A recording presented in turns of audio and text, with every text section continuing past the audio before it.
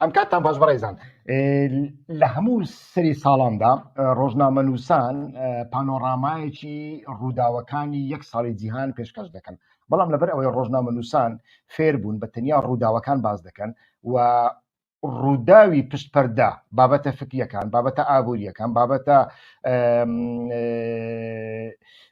کۆمەڵایەتیەکان تاوتوێ ناکەن و ئەمە زۆربەی جار کورد دێنی و ئەم ڕووداوانەی کە لە ساڵی ڕابردوودا واتە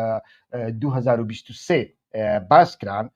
بەشی زۆریان دەرئەنجامی قەیرانی 100 ساڵەی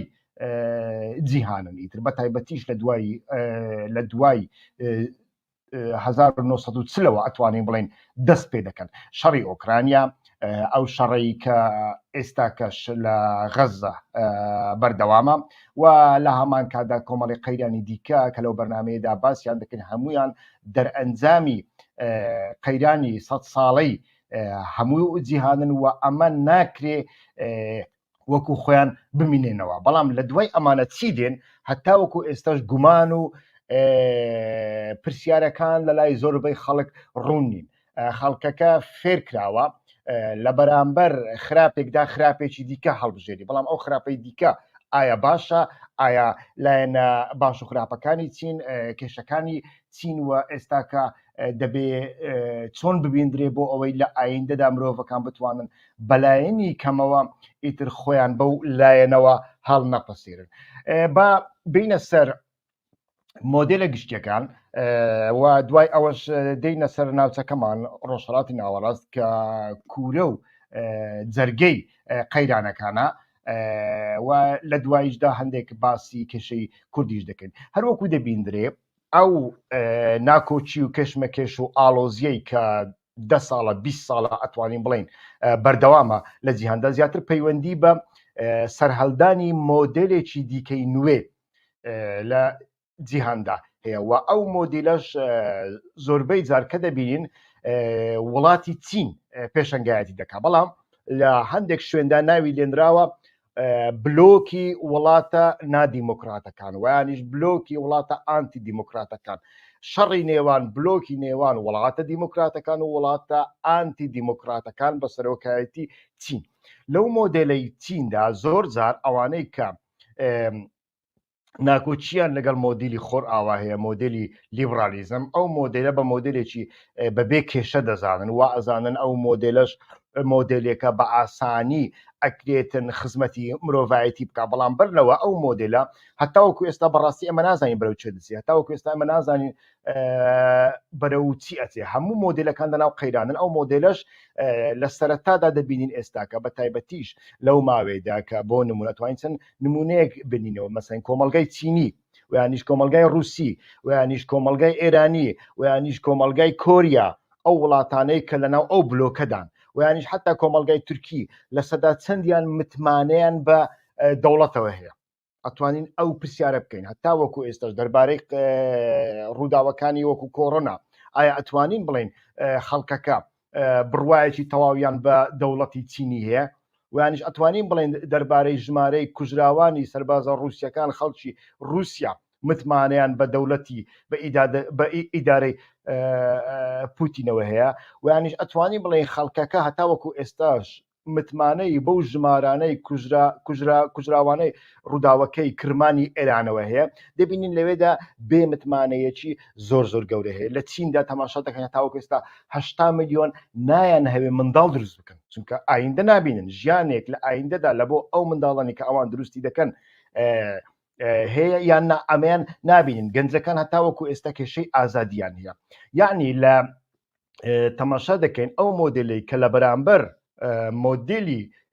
دیموکراسی لیبرالیزم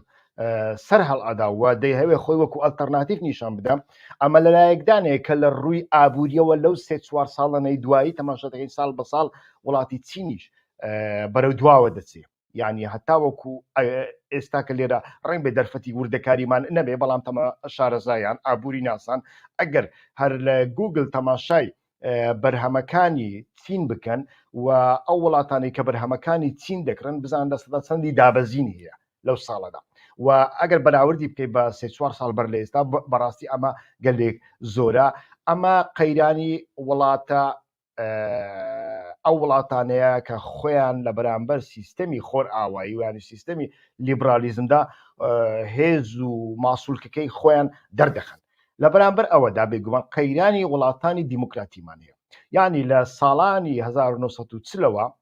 هەتاوەکو ئێستا هیچ کات قەیرانی ئەو سیستەمە سیستەمی خۆر ئاوا سیستەمی وڵات دیموکراتەکان وەکو ئێستا بەرچاو نەبینراوە. یعنی دیموکراسی گوزارە لە دووشت دەکا بەڕاستی، یەکێکیان ئازادیە بە مانا گشتەکەی، دووەمیان عەدالەتی کۆمەڵایەتیە. ئێمە تەماشا دەکەین بە تایبەتیش لە دوای پاشەکشەی چەپەکان لە ئەوروپادا لە هەموو خۆر ئاوادا لە دوای پاشەکشەی ئەوانەدا دەبینین بەڕاستی تاوەکو دێ ڕاستە جۆرە ئازادیەکەیە، ئازادی بەیان، ئازادی ڕۆژنامەگەری، ئازادی بیرۆڕا، ئازادی جلوبەرگ لەبەرکردن، ئازادی دەنگدان و دەنگنەدان، ئەم زۆرەشتانە هەیە. بەڵام تەماشا دەکەین لە بواری عەدالەتی کۆمەڵایەتیدا یەکسانیەکی بەو شێوەیە نییە، یعنی یەکسانی لە کارکردندا، یەکسانی لە سیستەمی بازدا، لەمانەدا تەماشا دەکەین بەڕاستی ئەمە قەیرانی سەرەکی وڵاتانێکە کە بە خۆیان دەڵێن وڵاتی دیموکرات و دیموکراسیش وەکو وتمان دووشتە عەدالەتی کۆمەڵایەتی و ئازادی هەردووچیان بەیەکەوە بەستراونەتەوە. لە زۆر وڵاتدا بۆ نمونە لە کوبا کاتی خۆی عەدالەتی کۆمەڵایەتی هەبوو، نەخۆشخانە بۆ هەموو کەس وەکو یەکە، قوتابخانە بۆ هەموو کەس وەکو یەکە، بەڵام ئازادی بیرۆڕا نەبوو. لە وڵاتانی خۆر ئاواشدا پێچەوانەیە تەماشا دەکەین لە بواری عەدالەتی کۆمەڵایەتیدا ئەو یەکسانیەی کە چاوەڕێ دەکرێت و کە لە تیۆریدا باز دەکرێت ئەمە نییە. و لە وڵاتانی دیکەی ئەوتۆکراتیدا تەماشا دەکەین ئەو قەیرانەی کە هەیە قەیرانی ئۆرگانیکی تند و قەیرانی دیموکراسی تەعینکراوە، ئەمە ناکرێت لە ئایندەدا بەردەوام بکە. بەڵام بەرەو کوێ دەچێ ئێمە بەڕاستی جارێ نازانین، چونکە ئەم زۆرە کێشانە سیستەمی قەیرانی جیهانی لە ڕابردوودا بەتەنیا بە شەڕێک لایکراونەتەوە و ئەم لایەنانەی لە شەڕەکاندا سەرکەوتنیان بەدەستێناوە ئەوان سیستەمێکی نوێیان هەڵبژاردووە و بەلای کەم 100 ساڵی خایاندووە. و تەماشا دەکەین قەیرانەکان بەگشتی ئەتوانین لە دوو شوێندا پۆلۆنیام بکەین، یعنی یەک قەیرانی دەوڵەت و پێکهاتە ئیدۆلۆژی و سیاسیەکانن، دووەمینیان لەگەڵ قەیرانی دەوڵەتدا قەیرانی کۆمەلگاکانیشدا هەن. قەیرانی کۆمەلگاکان بە سەرەتا باز بکەین، بۆ نمونە لە وڵاتێکی وەکو لە ناوچێکی وەکو ڕۆژهەڵاتی ناوەڕاست وەکو ئیسرائیل کە تەماشای دەکەین کە لەسەر بنەمای ئەتنۆ دیموکراسی واتە دیموکراسی دەسەڵاتی حاکمی جوولەکە دروست بووە. لەو چەند ساڵانەی دواییدا یعنی 20 ساڵ 30 ساڵی دواییدا تەماشا دەکەین بەڕاستی شتێک بەناوی دیموکراسی لەناو ئیسرائیلیشدا خەریکە نامینێ. زیاتر لە جیاتی ئەتنۆ دیموکراسی تەماشا دەکەین حاکمیەتی ئاینی و ناسیۆنالیستی زیاتر بەرەو پێشەوە دەچێت کە باوەڕی بە هیچ زۆرە بەیەکەوە ژیان و چارەسەریەکی وەکو دوو دەوڵەت و ئاشتی و ئەم جۆرەشتان نیە، بەتەنیا باوەڕی بە ڕەشکردنەوە هەیە، بە ڕەشکردنەوەی ئەوی بەرامبەری هەیە. لە بەرامبەر ئەوەدا تەماشا دەکەین لە ناو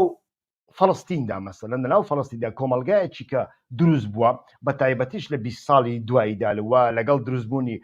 حەماسدا، یعنی بێگومان دەبێت ڕاستگۆ بین لە پێش حەماسدا شکستی ناسیۆنالیزمی عەرەبی ئەتوانین باز بکەین کە لە هەموو شەڕەکاندا لە بەرامبەر ئیسرائیل شکستی خوارد و لە بواری دیموکراسیەت و لە بواری ڕەفاهیەت و لە بواری ژیانی خەڵکەکەدا ئەوەی ئیسرائیل بۆ خەڵکەکەی دابین دەکرد ئەوان لە بۆ خەڵکەکەیان دابین نەکرد. کۆمەلگای عەرەبی تەماشا دەکەین کۆمەلگای ئیسلامی هەتاوەکو چوو هەم هەژار بوو هەم دەچەوسێنرایەوە هەم لە بواری فکری و لە بواری زانستیەوە بە هەژاری مایەوە. بەڵام لە 20 ساڵی ڕابردوودا لە 30 ساڵی ڕابردوودا تەماشا دەکەین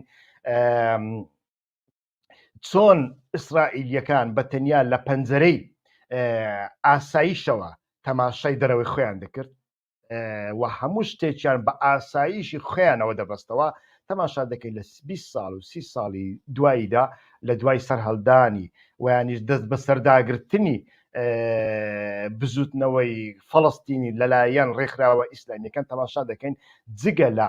حەماسەت و شەڕ هیچ پەنجەرەیەکی کە نەماوە کە فەڵەستینیەکان و عەرەبەکان و ئیسلامیەکان لەناو کەوانەدا ئیسلامیەکان دەڵێم تەماشای کێشەکە بکەن و تەماشای بەرامبەری خۆیان بکەن. و ئەمە ئەتوانین ببینین کە قەیرانی کۆمەلگاکانە ینی قەیرانی دەوڵەت قەیرانی سیاست قەیرانێکی لە ناو کۆمەلگاکانیشدا دروست کردووە و ئەمە هەتا زۆر شوێن وەکوتم پەیوەندی بە ئیدۆلۆژیەکانەوە هەیە پەیوەندی بە قەیرانی ئیدۆلۆژیەکانەوە هەیە بۆ نمونە قەیرانی ناسیۆنالیزمی عەرەبی سۆسیالیستی کە بەس سۆسیالیست نەبوو تەماشا دەکەین لە هەر شوێنێکدا تووشی لە جزائیر لە تونس لە لیبیا لە عێراق لە سووریا تووشی چ کارە ساتێک بوو و لە کۆتاییدا تەماشا دەکەین هەڵگرانی ئەو ڕێبازە بوونە بەشێک لە قاعیدە و لە داعش و ئەمانە و کۆمەڵێک گۆڕانکاری دیکە دوای ئەمە وەکو دانان بە دەوڵەتی ئیسرائیل ویانیش هاوکاریکردنی دەوڵەتی ئیسرائیل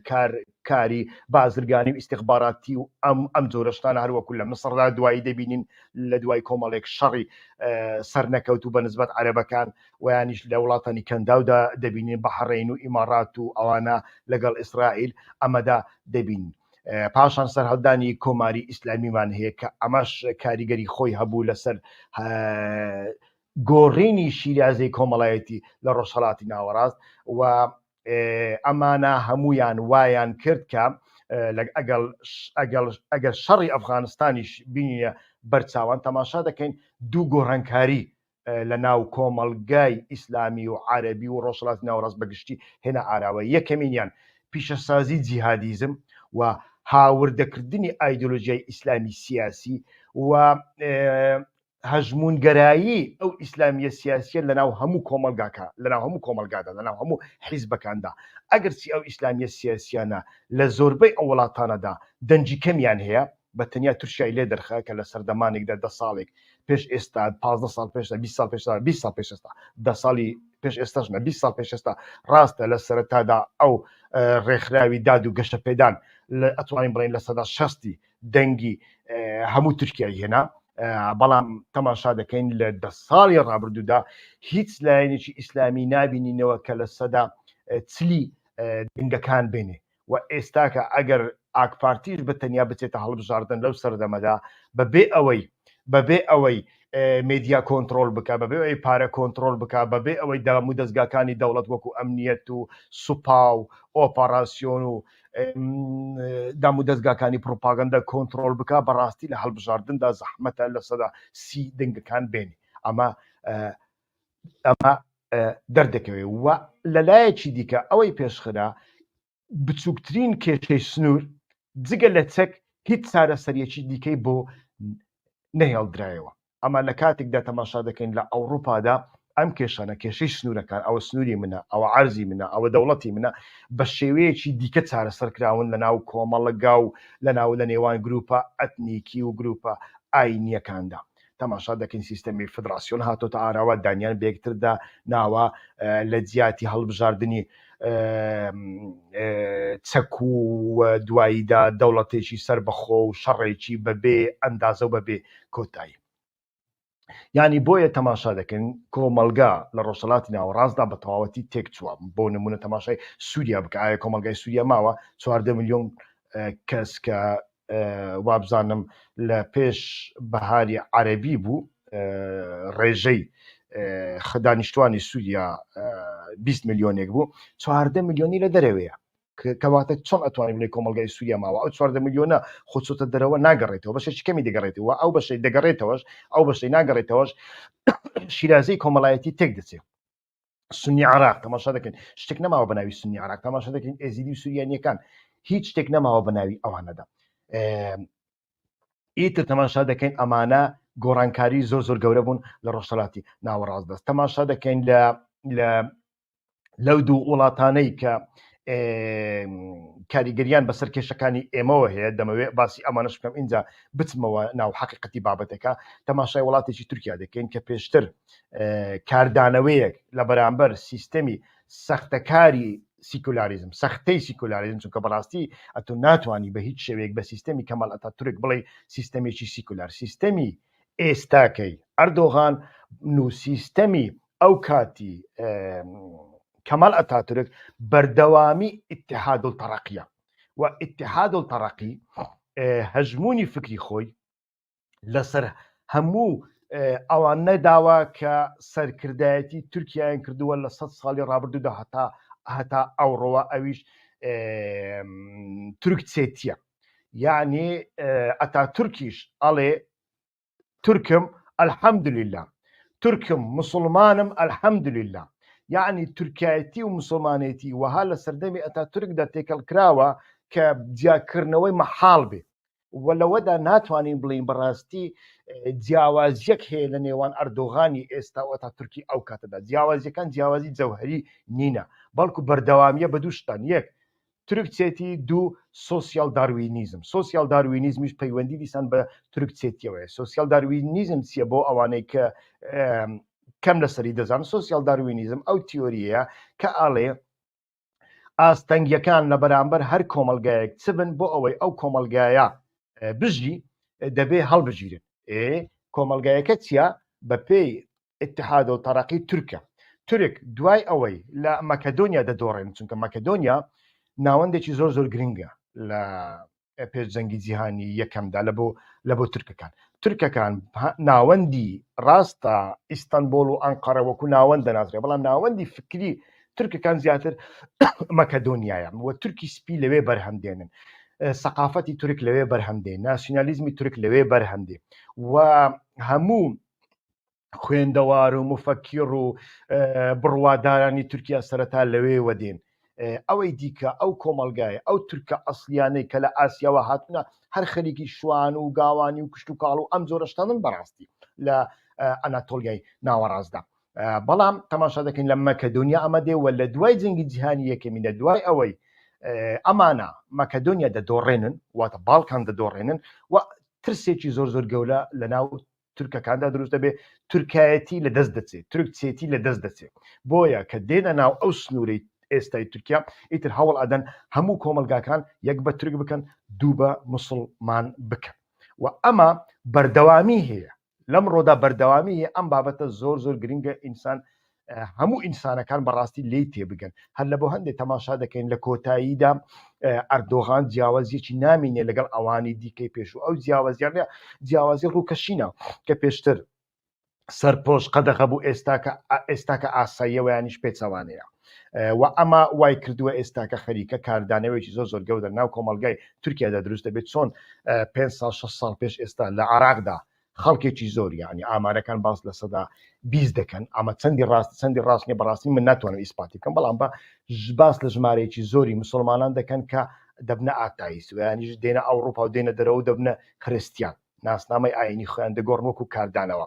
لە تورکیاشدا ئەمە خەریکە ئێستاکە دەست پێ دەکات و تەماشا دەکەین بەڕاستی ژمارەی ئەو کەسانی کە دەستنە مزگەوت لە سەردەمی ئاکاپەدا ئێستاکە زۆر زۆر کەمتری کردووە لە چاو ئەو سەردەمەی پێش ئاکاپەدا و ئەمانە هەموو کاردانەوەی زۆر زۆر گرنگن.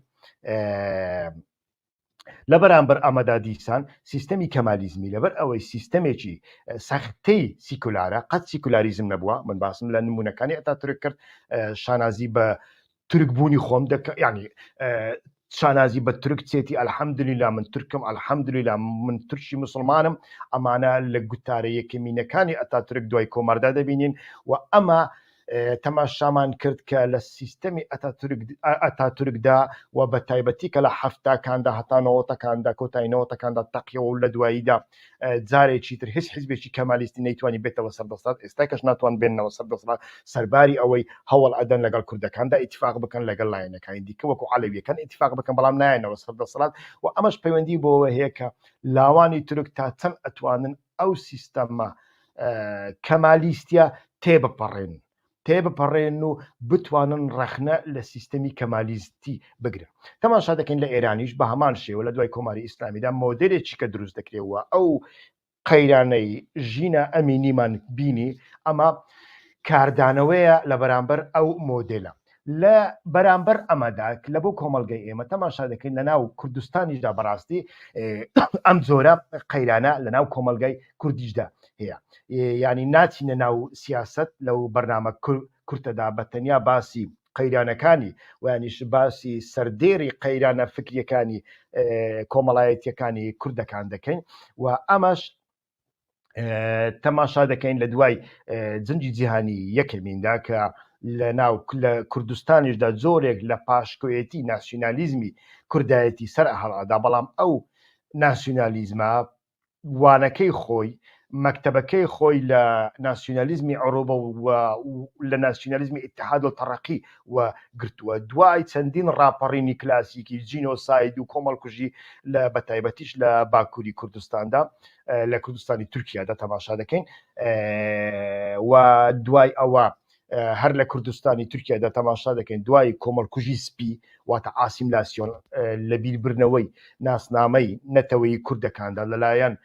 هەموو ڕژێمەکانی تورکیادا و دوای ئەوەی کە لە ئەنفال و جینۆسایدی 1970 دەبین هەتاوەکو دەگاتە هەڵەبجە لە عێراقدا ئەو جینۆسایدانە هەموو ئەمە دەرئەنجامی قەیرانی ناسیۆنالیزمی کوردیا و ئەمە وای کرد کە کۆمەڵی شیرازەی کۆمەڵایەتی کوردستاندا گۆڕانکاری بەسەرداوێ، بەڵام ئەم گۆڕانکاریە لە دوای 1991 بە شێوەیەکی دیکە دەبێنرێت لە کوردستانی عێراقدا. ئەویش ئەوەیە تەماشا دەکەین کە ئێستاکە لە کوردستانی عێراقدا دەیبینین ئەو شیرازە کۆمەڵایەتیە چەندین جار خراپتر بووە و گۆڕانکاری خراپتری بەسەردا هاتووە لە چاو ئەو کۆمەلگایی کە لە سەردەمی بەعزدا هەبوو. بە کورتی ئەتوانین بڕین لەو 100 ساڵەدا کورد بوون بە تەنیا یەک کورد بوون نییە، بەڵکو بابەتێکی چەندایەتیە. واتە مەبەستمان لە چەندایەتی ئەوەیە کە ئێمە چەندین جۆرە کوردبوونمان هەیە و باشترین ڕێگا ئەمەیە ئەتۆ دان بەوە دابنی کە ئێمە کوردی عێراقمان هەیە، کوردی ئێرانمان هەیە. کوردێک کە لە عێراقدا چوو بێتە زانکۆی سەدام حوسێن شتێکی جیاوازتری لێ دەردەکەوێت لەو کوردەی کە چوو بێتە زانکۆی ئیمام خومەینی لە ئێراندا، چوو بێتە زانکۆی ئەتاتورک لە تورکیادا، چوو بێتە زانکۆی حافز ئەسەد لە سووریادا. ئەمە هەرگیز وەکو یەک نابن، وەکو یەکیان لێ دەرناچێت، شتێکی وا مەحاڵە. و ئەمڕۆ کە تەماشا دەکەین لە بواری جیۆسیاسیدا تەماشا دەکەین بەڕاستی 4 کوردستانمان هەن. ڕاستە ئەمانە هەندێک هێمای گشتیان هەیە، هەمویان عاتیفە و هەستیان لە بۆ هەڵەبجە و ئەنفال وەکو یەکە، عاتیفە و هەستیان لە بۆ کوبانێ وەکو یەکە، عاتیفە و هەستیان لە بۆ نەورۆز وەکو یەکە، کۆمەڵێک شتی هاوبەشیان هەیە. بەڵام لە بواری سیاسیدا عاقڵترین ڕێگا لە جیاتی ئەوەی کوردەکان بچن دەست بۆ بەردێکی گەورە بگرن کە هەم لە بواری فکریدا کۆمەڵێک هەڵە و جەهالەتی گەورەی لێ بەرهەمدێ و لە ڕووی سیاسیدا جگە لە ڕۆمانسیەت و خەیاڵپەرستی بە هیچ شوێنێکی کەت ناگەینێ. لە هەمان کاتدا لە بواری واقعیەتیشەوە باشتر وایە دان بەوە دابنێ کە ئێمە 4 کوردمان هەیە و 4 کێشەی کوردمان هەیە و 4 کوردستانمان هەیە و ئەم کوردستانانە باش ئەگەر بەو شێوێدا دانیان پێدانرا سەرباری پاراستنی هەست و سۆزە یەکگرتووەکەیان ئەکرێت لە ناو دەوڵەتی خۆیاندا بە شێوەیەکی عاقلانە بگەن بە چارەسەری. و ئەمە وا دەکا ئەو کارە ساتانەی کە فەڵەستینیەکان تووشی بوون، ئۆکرانیەکان تووشی بوون، گەلی کورد جارێکیکە توش نەبێتەوە. ئەویش ئەوەیە جینۆساید و یانیش لە شوێنی خۆت دەرکەوی. گەورەترین کارەسات، گەورەترین دۆڕان ئەوەیە کۆمەلگایەک لە شوێنی خۆی کۆچ بکا بەرەو شوێنێکی دیکە. ئەمە گەورەترین کارەساتە و ئەتۆ لەمەدا جۆرە زەرەرێک ئەەکەی کە جارێکی تر تیمارکردنی ئەوە مەحاڵ بێ. دیسان لە بواری فکریەوە لە ناو کوردستاندا تەماشا دەکەین لەو 3-4 ساڵانەی دوایی دیاردەیەکمان بینی، ئەویش دیاردەی کە تەماشای سیاسیەکان دەکەین نازانی ئەمە ڕاستڕەوە یان چەپڕەوە، ئاغایە و یانیش سۆسیالیستە. تەماشا دەکەین هەم ئاغایە هەم سۆسیالیستە، هەم سۆسیالیستە هەم ئاغایە، هەم پارتیە هەم شوعیە هەم کۆمونیستی کرێکاریە. لە ڕیفراندۆمدا مەسەڵەن بۆ نمونە ئەوەمان بینی، ویانیش کاتێک قەیرانێکی سیاسی دروست دەبێت لەگەڵ بەغدادا تەماشا دەکەین ئەمە دەبینی، ویانیش کاتێک دەبینێن کۆمونیستێک شوعیەک لە بۆ ئاڵا هەڵدەپەڕێ ئەمە دەبینین. ئەمە پەیوەندی بە چیەوە هەیە؟